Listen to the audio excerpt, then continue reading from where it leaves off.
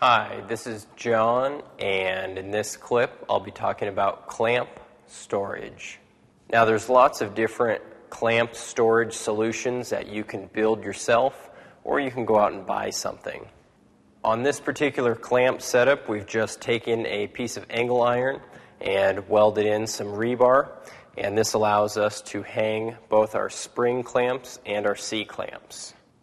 A real simple storage idea for our bar clamps is just to take a 2x4 and cut out some notches, bolt that to the wall, and then we can hang our clamps from the 2x4.